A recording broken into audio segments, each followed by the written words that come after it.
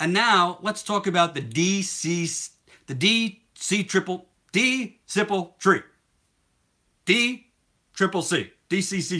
And by the way, the links for my Patreon, my Twitter, everything is in this description box here. So apparently the DCC has come out, an internal memo they sent out has been leaked. And not only did they tell candidates, the DCCC backs, it's the House fundraising arm of Democratic candidates, the DCCC instructed candidates not to run on or talk about Medicare for all. Have you been drinking? Yes. This is my second iced coffee of the day. It's no alcohol during the day. What kind of animal do you think I am? Not that there's anything wrong with that. No, the energy you see is because I've been sidelined for months. I've got more energy in my little pinky than most people in their bodies. I want to get out there. There's a lot of things I need to talk about. There's a lot of things I want to tell you about. A lot of things I need to report about. And I hope you're sharing and subscribing and all those good things. So here's the intercept. For Democrats in Washington, the question of how to talk to voters about health care is a vexing one. In the wake of the election, the Democratic Congressional Campaign Committee, which works to elect Democrats to the U.S. House, commissioned a survey and analysis from Greenberg, Quinlan, Rosner Research. Get that out. And GBA strategies to help think about healthcare messaging. They don't want to look at polls about Medicare for all, which right now, almost 50% of Republicans, did you hear me? 50% of Republicans are for Medicare for all. In April, the firm's veteran pollster, Stan Greenberg, who is a neoliberal hillbot, briefed House Democrats on the findings with a presentation at the offices of the Democratic National Committee. We know where this story's going. The messaging handouts obtained by The Intercept made clear where the party wants its candidates to stand when it comes to health care reform. Preferably nowhere, but certainly not with single-payer advocates. The polling memorandum produced by GBA Strategies and Greenberg's firm was composed by surveying 52 so-called battleground districts, half of which are currently held by Democrats and half by Republicans. The question that Greenberg put before Democrats to make the case against single-payer, though, is a highly unusual one. If you could change one thing about your health care or health insurance, what would it be? That's the question they posed. Not, are you for government-run healthcare? The question was not about what kind of system the voters would prefer, but a surprising 12% still said they wanted their own insurance to be single-payer. Still, it's unclear what this means in the context of the question, beyond suggesting that at least 12% of voters are so passionate about single-payer that they offered it as a non sequitur. Oh, God. Mike Bosian, a principal of GBA Strategies, defended the polling method in a statement. The polling did not frame single-payer negatively. The poll did not use the word socialized at any point. I think what you might be referring to is the chart on page 3, which represents the answers to an open-ended question, but I'm not even going to go on. The memo goes on to suggest a course of action for House Democrats based on the polling, supporting tax breaks to reduce the cost of health care and allowing Medicare to negotiate drug prices. Oh, God. They never learn, these people. They never learn. What are we going to do? They're never going to learn. First of all, allowing tax breaks to reduce the cost of health care, yeah, that's kind of what Obamacare is, which was a plan hatched out of the Republican the Conservative Heritage Foundation. And even though Obamacare is better than the, shit out of luck system we had before, there's still over 30 million people uninsured, not to mention how many people are underinsured. I'm going to have to pay out of pocket probably $3,000 to $4,000 for this surgery, and I have health insurance. And that's actually cheap, I heard, that I'm only paying $3,000 to $4,000 for a minor back surgery. And I'm out of work, so I'm paying out of my savings. Patreon.com/Jordan Chariton. $1, $3, $5, $7. Let's see where I'm at now. Did anybody subscribe since I've been live? Nobody has subscribed. I'm personally insulted, but it's okay. So, 15 away, still. Now, So they're basically, they're doing polling. They're writing questions in a kind of abstract way. And then they tell candidates, don't run on Medicare for All, which is polling very well. Run on tax cuts for making healthcare cheaper, aka Obamacare. Don't look at me. I subscribed 2 days ago. Thank you, Kyle. Thank you. My Patreon has too many porn subscriptions and it's too cringy. I don't want to interrupt your porn subscriptions. I didn't know you could subscribe to porn on Patreon. That's interesting.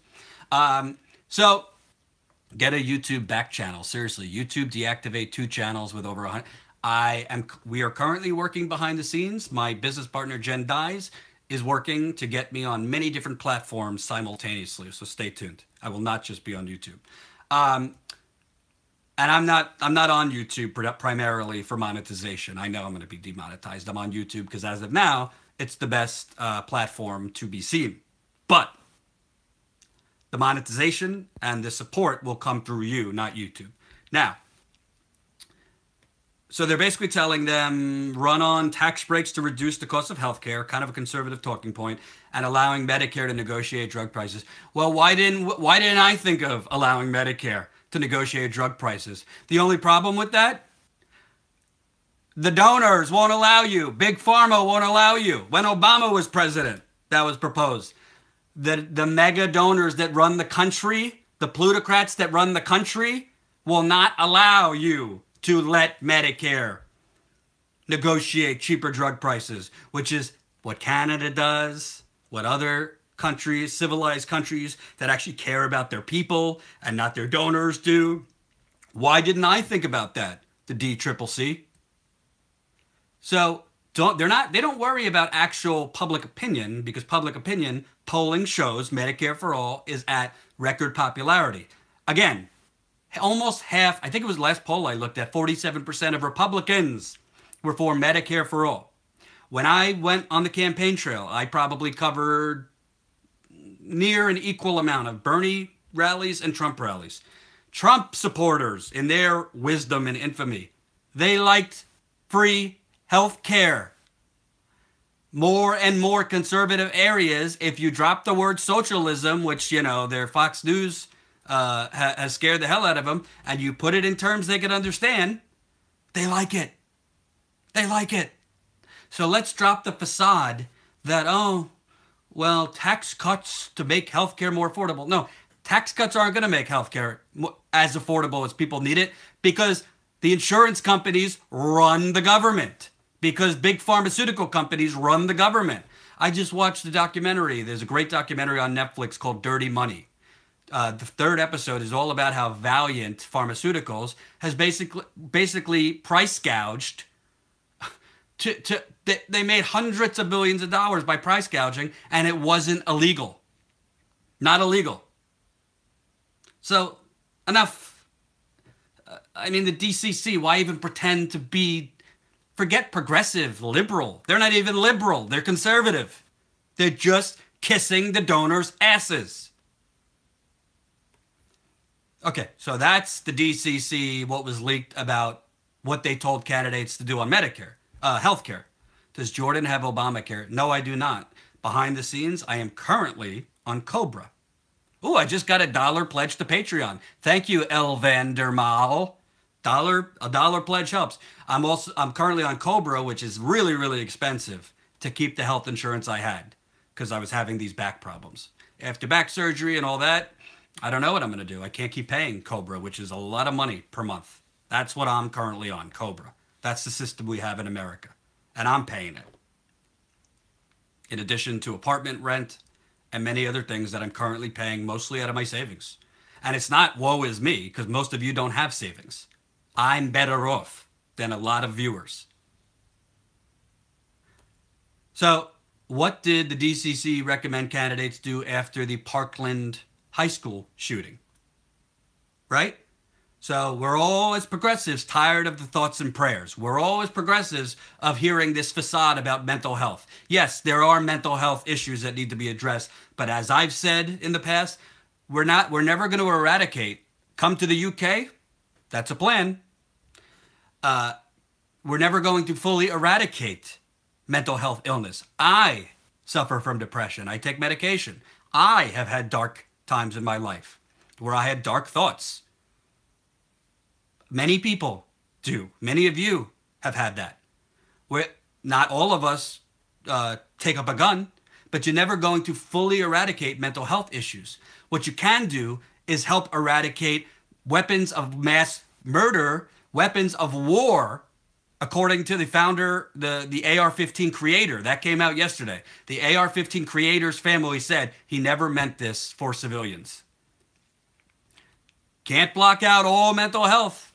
We could try, but we can block out access to weapons of war to the mentally ill or terrorists or just pissed off guys with too much machismo.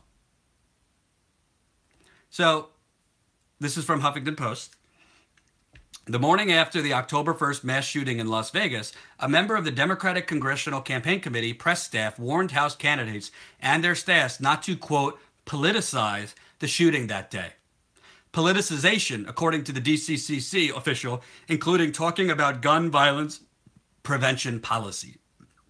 Quote, you and your candidate will be understandably outraged and upset, as will your community. However, all capitals they put, do not politicize it today.